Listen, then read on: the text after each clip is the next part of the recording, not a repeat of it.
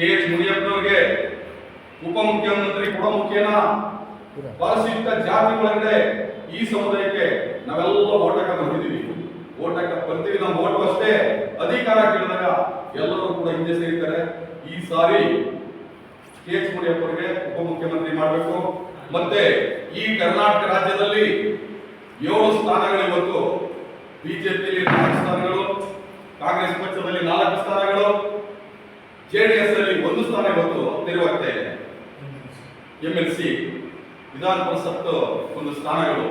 ಈ 1 ಸ್ಥಾನಗಳು ತೆರವಾಗ್ತಿದ್ದಂತ ಸಂದರ್ಭದಲ್ಲಿ ನಾವು ಹೇಳಲಿಕ್ಕೆ ಇಚ್ಛೆಪಡೋದಿಷ್ಟೇ, ಈ ಸಮುದಾಯ ಓಟಕ್ಕೆ ಮಾತ್ರ ಸೀಮಿತವಾಗಬಾರದು. ಮುಂದೆ ಬರ್ತಕ್ಕಂಥ 7 MLC ವಿಧಾನ ಪರಿಷತ್ ಸದಸ್ಯರು ತೆರವಾಗ್ತಿದೆಯಲ್ಲ, ಈ 7 ಸದಸ್ಯರಲ್ಲಿ ಬಿಜೆಪಿ ಇರ್ಬೋದು, ಕಾಂಗ್ರೆಸ್ ಇರ್ಬೋದು, ಜನತಾದಳ ಇರ್ಬೋದು, 3 ಪಕ್ಷಗಳಲ್ಲೂ ಕೂಡ ಮಾದಿಗ ಸಮುದಾಯದ ಯಾರಾದರೂ ಸರಿ ನಮಗೆ ವಿಧಾನ ಪರಿಷತ್ ಸದಸ್ಯತ್ವನ ಮಾದಿಗ ಸಮುದಾಯಕ್ಕೆ ಕೊಡಲೇಬೇಕು ಅಂತ ಈ ಸಮುದಾಯ ಒತ್ತಾಯ ಮಾಡ್ತಿದ್ದೀವಿ.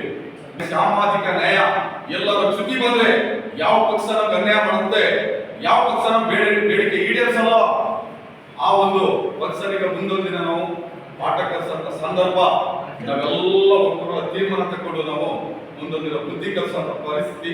ನಮ್ಗೆ ಮೋಸ ಆಯ್ತು ಅಂತ ಇದ್ದೀರಾ, ಆದ್ರೆ ಯಾರು ಪ್ರತಿಭಟನೆಗೆ ಇಳಿದಿಲ್ಲ, ಒಂದು ಪ್ರೆಸ್ ಮೀಟ್ ಮಾಡ್ತಾ ಇಲ್ಲ. ದಯಮಾಡಿ ಇನ್ನು ಮುಂದಾದ್ರೂ ನಾಳೆಯಿಂದ ಎಲ್ಲ ಜಿಲ್ಲೆಗಳಲ್ಲೂ ಎಲ್ಲ ತಾಲೂಕಿನಲ್ಲೂ KH ಮುನಿಯಪ್ಪನವರಿಗೆ ಉಪಮುಖ್ಯಮಂತ್ರಿ ಕೊಡಿ ಅಂತ ಎಲ್ಲರೂ ಹೋರಾಟ ಮಾಡಿ ನಮ್ಮ ಹೋರಾಟನ ಸರ್ಕಾರಕ್ಕೆ ಮುಟ್ಟಬೇಕು.